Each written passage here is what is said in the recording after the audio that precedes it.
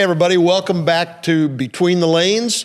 I'm Tom Lane. I'm here with my son, Todd, and we're going to talk about an important issue today, resolving conflict. Resolving conflict in the workplace, in your personal life. What do you do, and how do you resolve conflict? So, Todd, I'm going to throw it your way.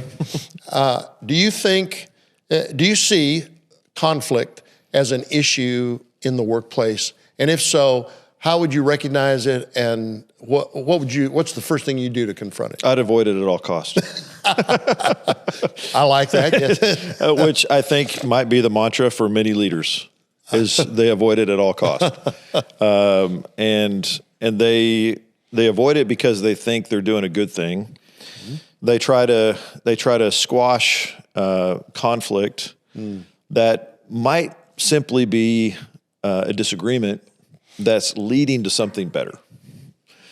And I think about, I don't know if it takes a certain kind of personality, which I think it does. Certain personalities are more, engaged in a conflict. Some personalities are completely averse to conflict, and any sign of it, they see it as a bad thing. And so not every leader has the same personality. So the real issue is, can a leader grow? If they're the kind of leader that tries to avoid conflict at all costs, how do you allow it to rise up when it's contrary to your nature and how you work? And I think it's maybe starting by putting a different spin on what conflict really is. Now, obviously, if you've got if we're talking about, anger issues and people who are, there's that kind of dispute, obviously I don't think that's really what we're talking about. The question is, we have a conflict that arises that is a necessary work-related item. So the conflict is engaged there. What do you do with it? I think the first thing is seeing conflict as a positive thing. Now, here's what I love, the scripture that I love that I think highlights this point is Acts 15. Acts 15, you have Paul and Barnabas, the great beginning of this missionary journey, this missionary team. And they've done all this different stuff, and it's kind of like they're ready to sail into the next effort. And Barnabas says to Paul, hey, let's bring Mark with us. And Paul's like, what? That joker left us at that other place, and we're not bringing him. And it said such a dispute arose between them that they split ways. And Barnabas takes Mark, goes on a journey. Paul picks up Silas. They go on their deal. And what was a conflict? So much so that a dispute arose and they split. God used the split to multiply. It wasn't division, it was multiplication. And the verse that reads just right after that, because the question is, in conflict, is one person right, one person wrong? Now, there may be, of course, situations where that may be the case. Someone's done something illegal, that's a conflict. Well, they become pretty simple of how you address illegal, immoral, unethical issues. Those are kind of the big three when we talk about hey, when it comes to those three, it's pretty black and white as to how you treat it. We're not talking about that. We're talking about maybe it's personality conflict, managerial style conflict. And so it shows in there's a dispute, there's a conflict, there's a split. And then it says in there that the brothers commended both of them and sent them on their way. Why would the brothers commend them if there was a conflict and that conflict was bad? There would not be a commending and a sending forth if that were the case. So what I learned out of it is conflict between two God-fearing people or parties can exist, and it doesn't even necessarily mean one of them was wrong. So if we put a different spin on conflict, it helps us see what it can be used for. Now, there's a myriad of different kind of conflict-related issues that we could go to and talk about. But I guess where I would start, the principle of it is to put a different potential around conflict. Yeah. So in that scenario, or in that thought, you're not really trying to eliminate conflict. Right. Because you don't see it as completely bad. But you are trying to manage it. Exactly. I think it's the thing about managing it. The other thing that I would say I try to I try to do is mine for disagreement. Maybe not conflict, but it could turn into conflict. But on a team, if I ultimately want the best outcome, I want the best idea, then I want to mine for disagreement. And that disagreement may come through a conflict. Two different perspectives, two different ways of approaching an issue or what to do about a person. There may be a team member, somebody oversees that team member and really is their champion, like Barnabas was to Mark. Somebody else on the team's like, every time I work with that person, they bother me and they're not for them. How do you manage that conflict? And so mining for the disagreement allows you to identify an issue and see, can we get to the best idea out of that? When we understand the points and perspectives that are coming out of the disagreement and out of the conflict, it allows a leader to really be the one to weigh, okay, what side do I take on this? Or where do I think this can go? Maybe out of it comes a multiplication out of what could look like division. Yeah. I think in conflict, what I've found most frequent happens if people are going, I just want to avoid the uncomfortability of the conflict. So what they do is build a coping mechanism rather than addressing the conflict. Right. And so you have two employees and there's a disagreement about something and they're at odds. There's definitely in any meeting, there's coolness, there maybe is a little bit of nitpicking, and the manager of those two people decides, well, I'd rather have this guy than this gal, or this gal than this guy, and so maybe I'm going to ship her off to another department, rather than before doing that addressing the issue. Yeah. We move our problem other places. Man, you think that ever happens? Well, so I'll tell you a story.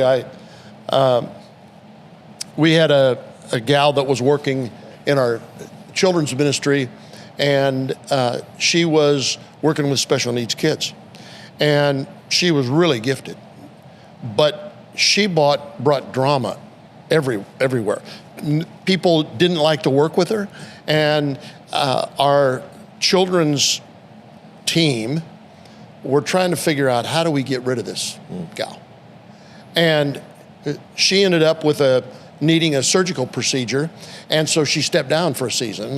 The children's team went, we're so sorry, hope your surgery goes well. And as soon as she was out the door, surgery and a period of recovery, they filled her position. And so she recovers and comes back. Okay, I'm ready to come back. Do you need me? And they went, oh man. Oh, bummer. We filled your role. We filled your role. But maybe, we would recommend, why don't you go to the youth department? Maybe they, and so I get a call from her dad. Yeah. And she's a 20-year-old gal, and her dad is just irate. My daughter is so gifted. She knows how to work with these special needs kids, and your team has shut the door on her. And I went, whoa, hold on. I don't know what you're talking about. What happened? So he tells me. I said, okay, let me find out. So I go to the children's team and find out, we shut the door on her. We said, good deal. We got rid of a problem. Maybe she'll go to the youth department. I said, no, we're not going to do that. So I said, I'm going to show you how we're going to handle this. So I call the dad back and I ask if he and his daughter will come in, and I have our children's team with me. And so I started out and I said, hey, I want you to know, looking at the daughter, I want you to know we recognize you're gifted in working with special needs kids. And we really, we look forward to a time when you're able to come back. But you're a problem. And the dad goes, what? You can't, what are you saying about? I said, hold on. I said, you create drama and people don't like to work with you. And he goes, what are you talking, I didn't bring my daughter in here for this. And I said, okay. I looked at the dad and I said, let me ask you a question. Were you at another church before you were here? Yeah. How long were you at that church? A couple of years. Why did you leave that church? Well, they closed off an opportunity for my daughter. We weren't in a place to work. I said, oh. I said, were you at a church before that church? He said, yeah. And I said, how long were you at that church? And he said, about 2 years. And I said, why did you leave that church?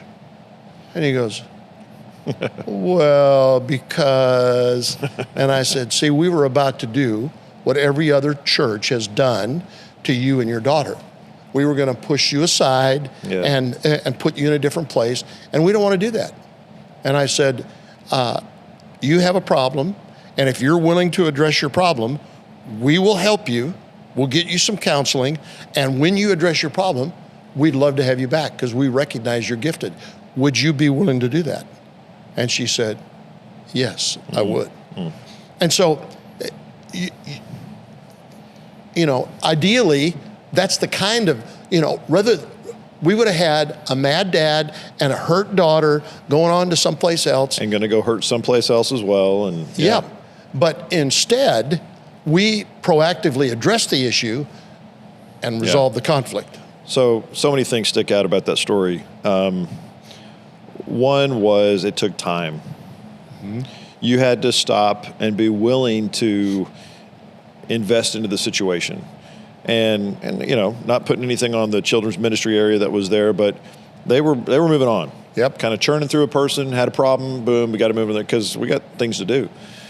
How do you help people see that people are worth the investment, people are worth the time, and to slow down and pause? Now, in the church world, you know, we always talk about, you know, you're not making widgets. It's not a company that's building products, and it's about people. So the people dynamic of it is a big deal. A lot of times leaders are in companies that they are making widgets. They're making some kind of product. And so they don't see people, their employees, in the same way that maybe in the church you do, because we're dealing with people all the time. Either way, how do you help people see that the time investment is worth it? Yeah, in a business environment, what you have is people who are upset. They judge a person's motives. Yeah. They feel like you're trying to make me look bad, and I don't like you, and you're brown nosing for this. And so then the judgments that they make build tension on the team, and you may not even be aware that it's happening until you walk into a meeting. And it's like icicles hanging from the room, and it's like, what is going on here? Yeah. What's happening? Yeah. So you ask around and you find, well, so-and-so's mad at so-and-so because they feel like they did such and such, and it's like, oh. So as a leader, and if you want to eliminate that conflict, and you have to be proactive, and you start with individually with a meeting and say, hey, I understand there's a problem between you and so-and-so. Is that right? And they go, yeah, I don't like them. Yeah, and why don't you like them?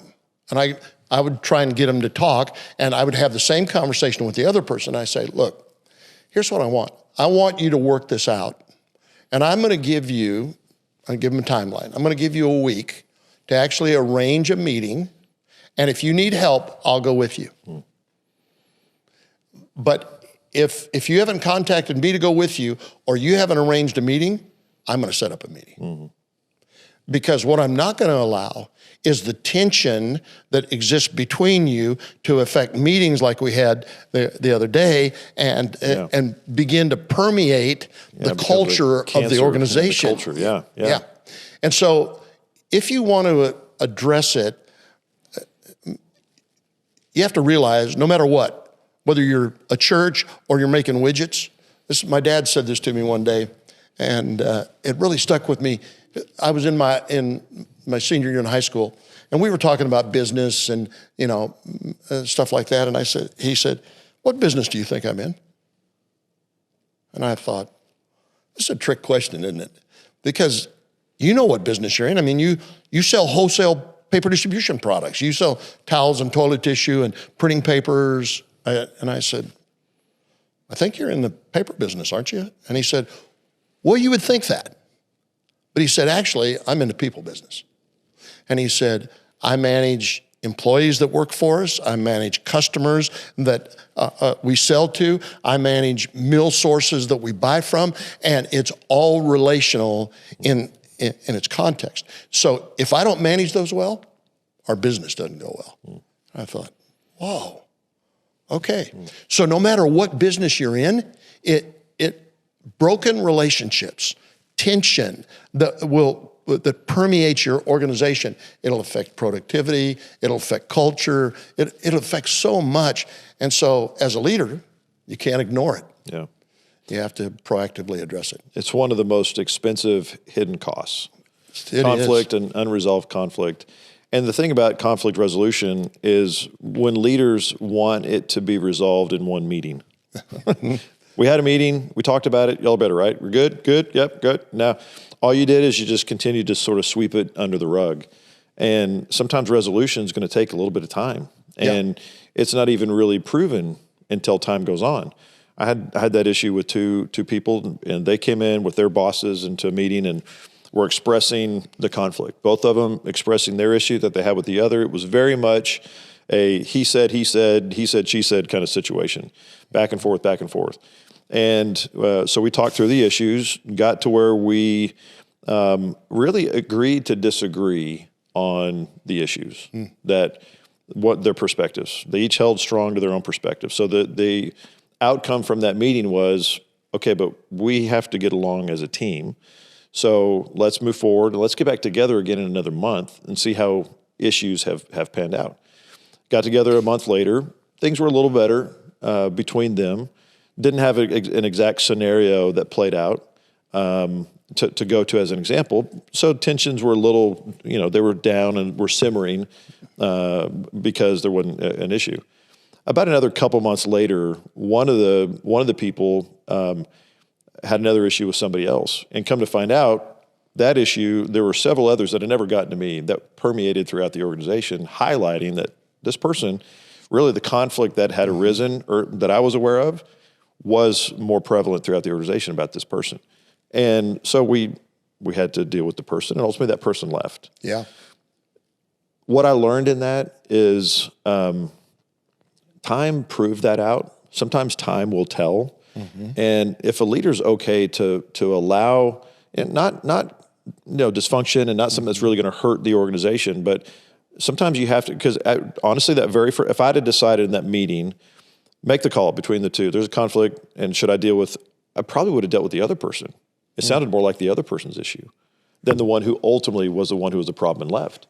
So time allowed the real issue to be known and arise. And so I think if the pressure to really kind of make it a real succinct, tie a bow on it, conflict's done, and it's resolved, good. That's not how it goes. Yeah. And leaders, it goes back to a topic we've talked about related to time and margin. Leaders got to give enough time to resolve an issue. That's what you did in that situation. You gave time to let it happen. And when you do that, you allow a real work to happen in the hearts of the people, and you allow the greater truth to be known as it reveals itself over time. Yeah, when there's conflict between two peers in the organization, it's different, and there's a different mechanism for resolving it than when there's conflict between a boss and an employee. The employee comes and he's frustrated because his boss is doing something and he wants to rail on his boss. And what we've always said is, in our organization, you always have a right of appeal. So if you're a person in the structure of authority, if you feel like your boss is not treating you right, if you have an idea and they keep stonewalling your idea, you can appeal up to his boss, her boss. But just assuming that the employee is just frustrated because they don't feel like they've been given a promotion that they deserve, or that they have an idea and their boss is squashing it, well, you can appeal. What you can't do is talk sideways and begin to create the chatter in the organization, but you can appeal up.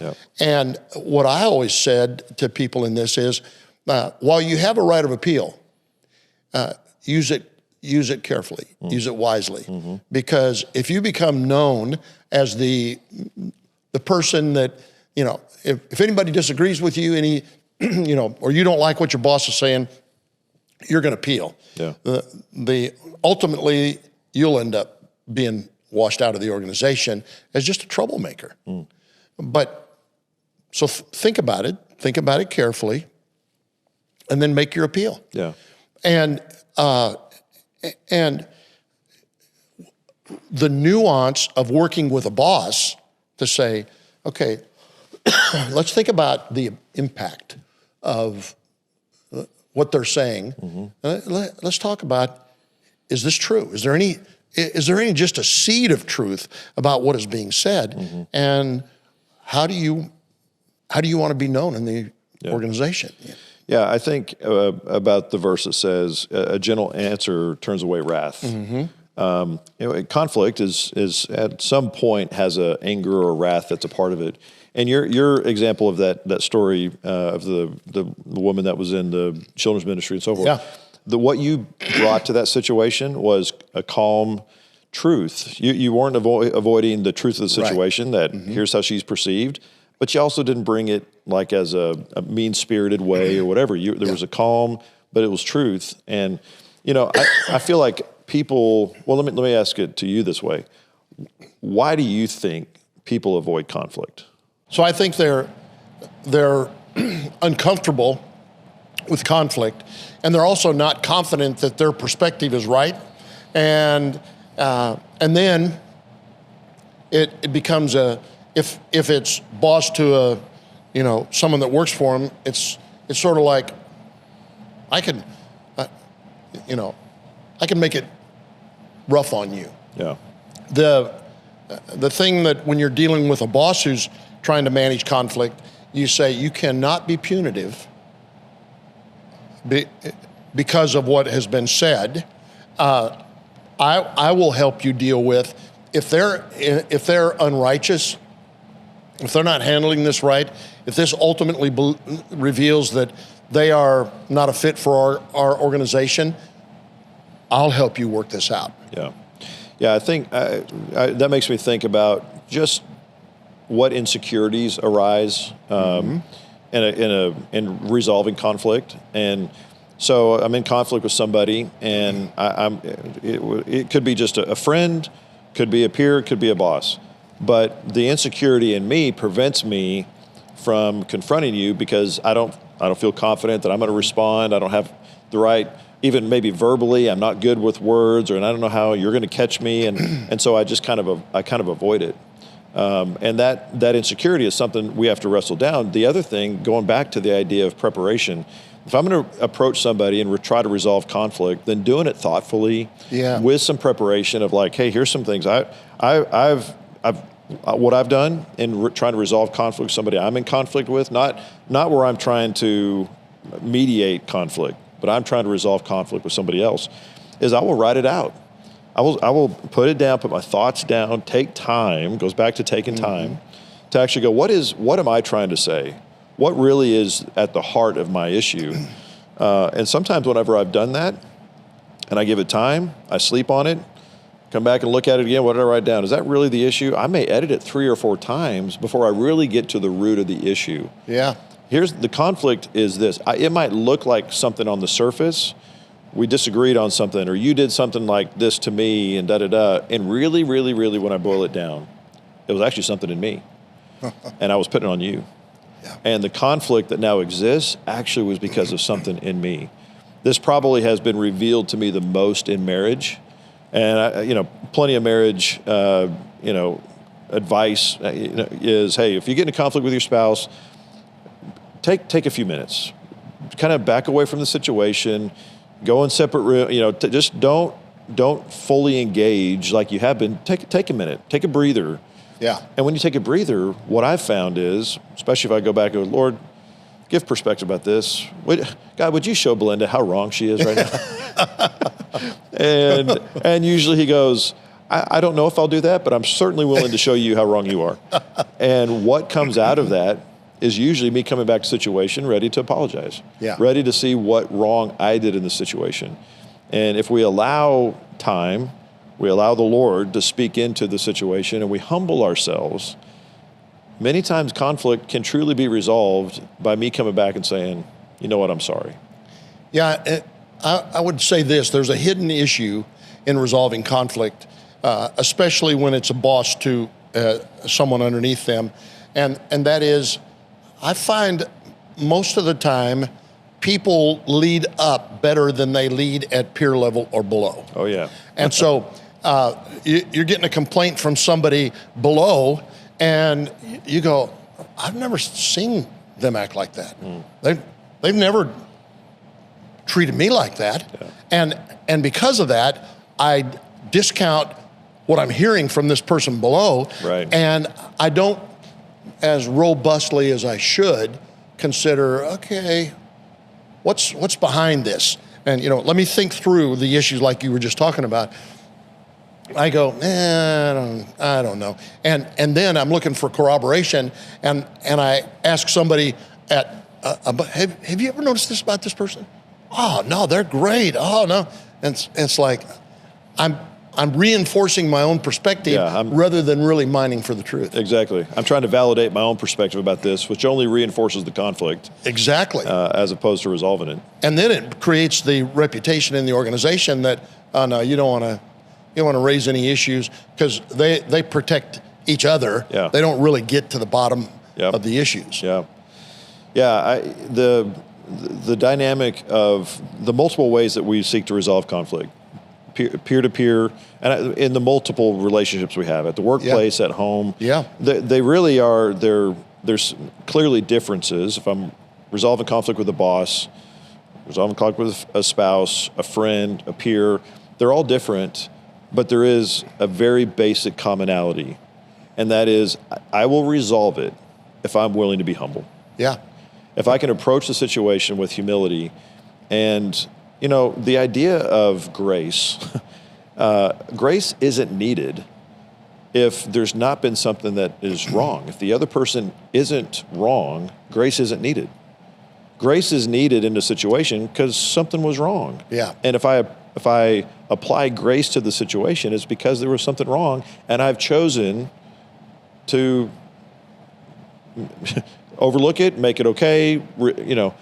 I apply grace. Yeah. And I think really when it comes to resolving conflict, you can apply grace and watch conflict dissolve.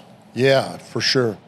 What occurred to me as we're sitting here talking is our approach or our thought related to conflict resolution. I'm very lucky because I've watched you resolve conflicts. The stories you're telling, I've been involved in some and experienced it. So I've seen you resolve conflict.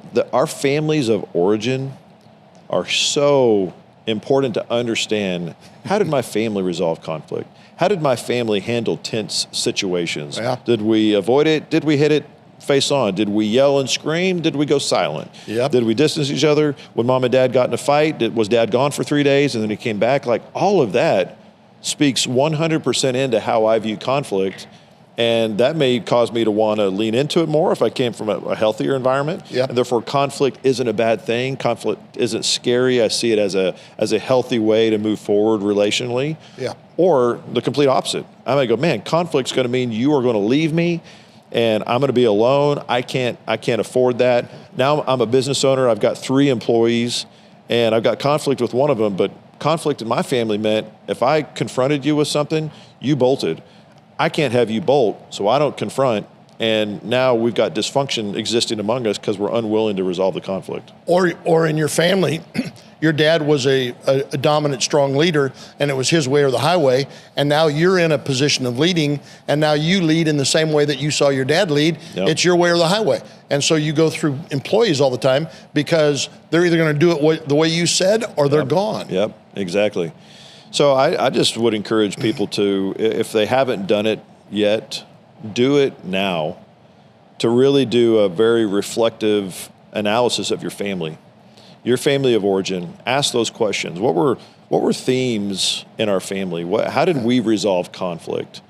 And you may not be able to say this because you don't have a right, but was it healthy? Again, you may not know what healthy looks like, but when you begin to ask that question, it'll cause you to seek to find out, Yeah. What does healthy look like? Yeah. I don't know if I know what healthy is. Let me look into what healthy is. There's great, we've talked about this before, but Peter Scazzaro has a whole series of books on emotionally healthy, fill in the blank, leader, relationships, spirituality, really, really great pastoral and super insightful process that helps you assess a lot.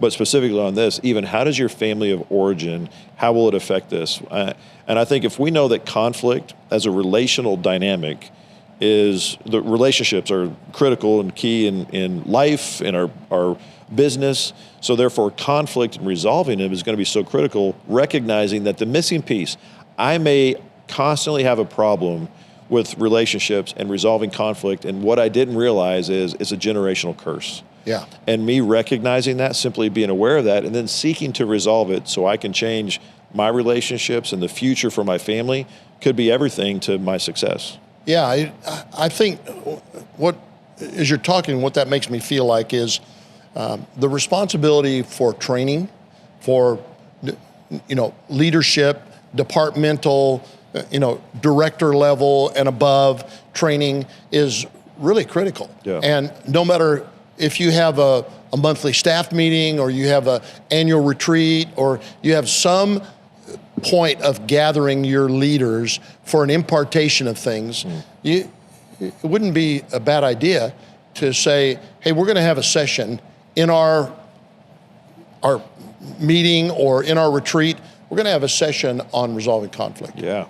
And talk through, maybe even role play some scenarios about what would you do in this scenario and how would you want to do that, and allow the team to interact to say, what'd you think about the way they handled that and how we should have done it different? It becomes a really essential part of the training for managerial positions. Yeah. So maybe at least one of my final thoughts would be in helping people recognize their approach to resolving conflict. I would say most people want to avoid the tough conversation. Yeah. So they sort of skim the surface. Yep. And maybe beat around the bush of what I'm really trying to say, and that avoidance only perpetuates the conflict. Exactly. And maybe even deepens it, because it's a known, we know there's a conflict, and yet we're avoiding it. So being willing to go to a hard place, but not in a harsh way. Yes. I can have a tough conversation that has to do with us, has to do with how you've maybe made me feel or what you did in this situation. But I don't have to come at it mean-spirited. I don't have to come across tough and angry. Yep. I've managed myself. I've managed my emotions in such a way that whenever I bring it to you, I'm calm. But don't mistake my calm with this isn't serious and a very real topic that I'm addressing you with. Yeah. I would, before we leave, I think I'd give one more tool. I think that a good way to remain calm and to address difficult issues is when you talk to somebody about the issue, talk about what you feel. Don't make an accusation. If I conclude what you meant by what you did, then that instantly puts you on the defensive. But if I say, hey, Todd, I really don't know what you meant, but this is what I felt in that situation. And as a result, it made me mad. It made me want to lash out. And if you go, oh my gosh, Tom, I'm so sorry. I didn't mean that at all. Right. Would you please forgive me? Well, then I can say, and would you forgive me? I sort of overreacted in that situation. That brings. Yeah. Well, that's healthy. Yeah. Exactly. That's healthy, and that's what ultimately you hope that it looks like. Yeah.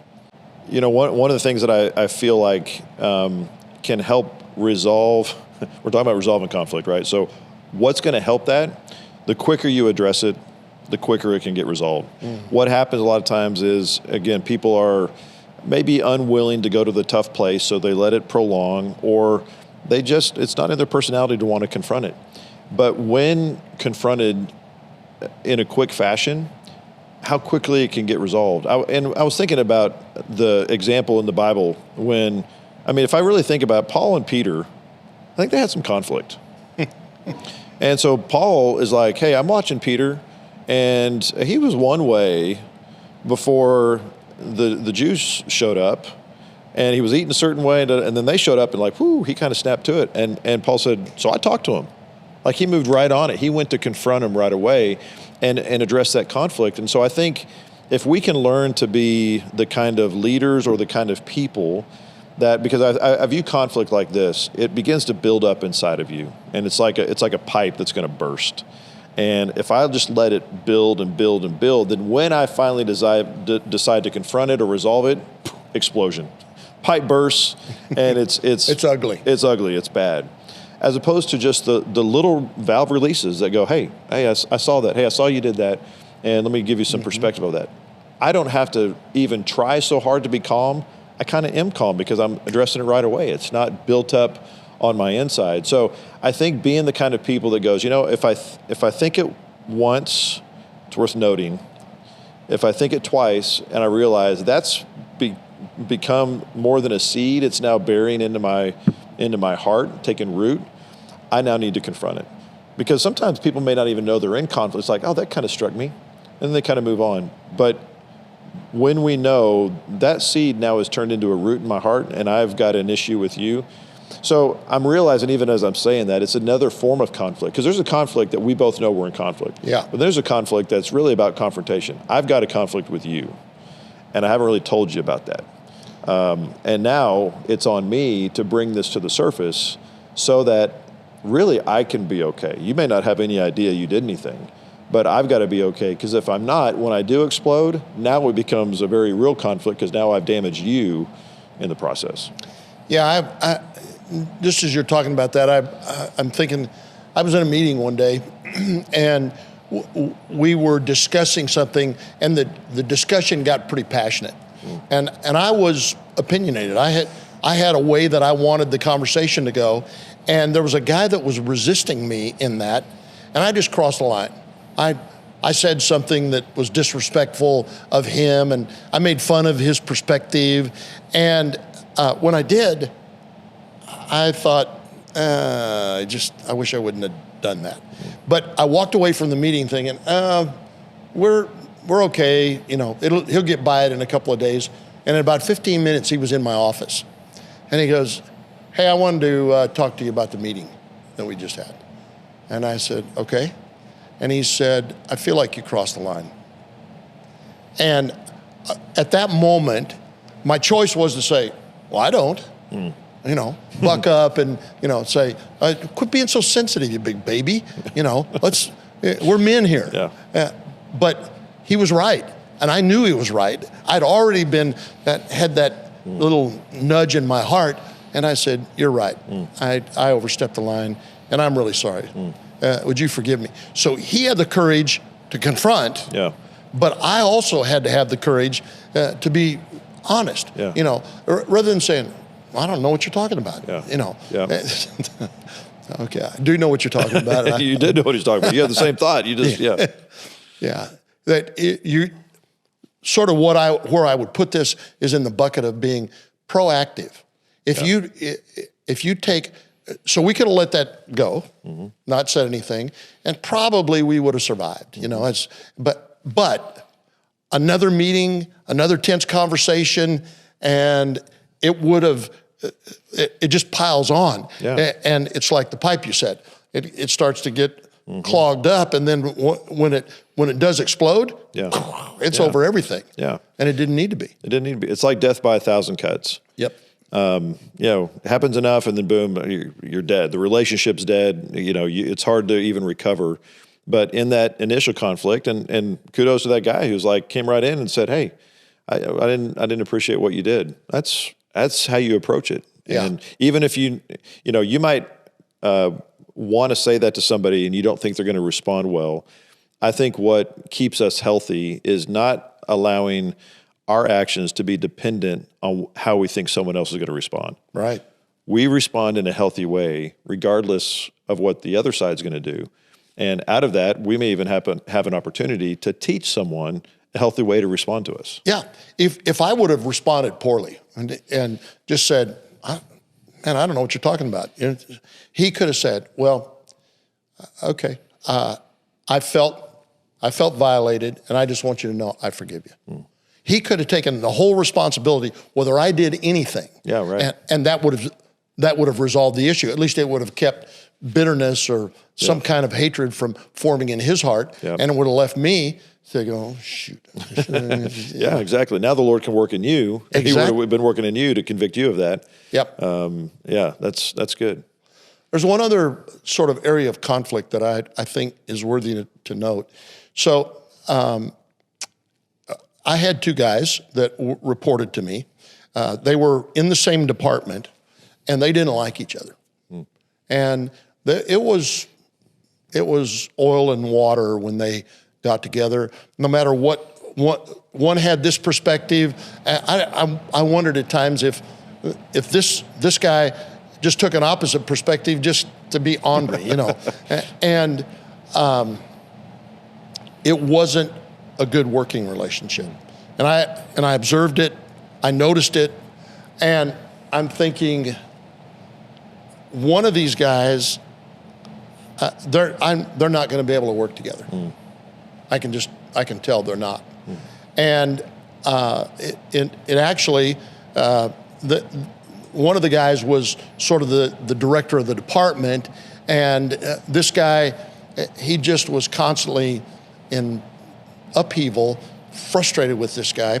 And so I called this guy in and I said, hey, talk to me about your work relationship. Talk to me about, and I told him, it doesn't appear to me that it's working. And he said, no, it's really not. And I said, seems like to me you're not happy. Well, yeah, you know, I said, look, I like you, and I would, you know, I would like to work this out, but I think that you're both good men with good hearts. You just don't play well together. And I'm going to suggest that we transition. I took the proactive response rather than leaving it in the context of the relationship, and I built a gracious way out for him, so that I didn't wait until everything exploded and then I got to pick up all the pieces.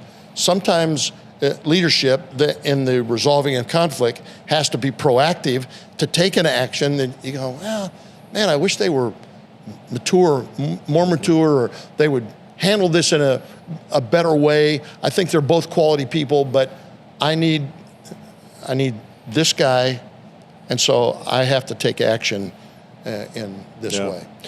So I have another example from actually a different perspective than that. Yeah. And it's sort of the example of like how kids may, you know, one kid goes to dad about the issue, and then the other kid comes back, goes to dad, as opposed to, hey, y'all go work it out.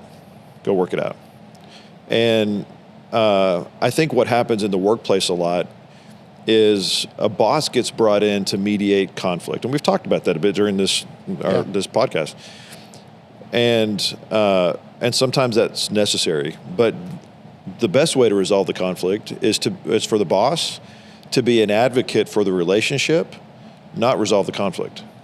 So as an advocate for the relationship, what I do is I push you two to work it out.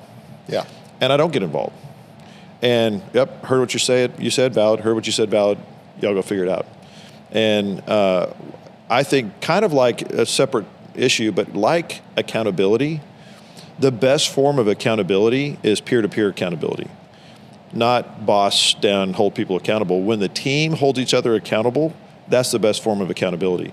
Same way when it comes organizationally to resolving conflict, you teach them to go, hey, I'm not going to get involved every time you guys get in a conflict. I'm not going to be an advocate for one of your sides. I'm an advocate for the relationship, and how that advocacy is going to look like, I'm going to push you guys towards each other.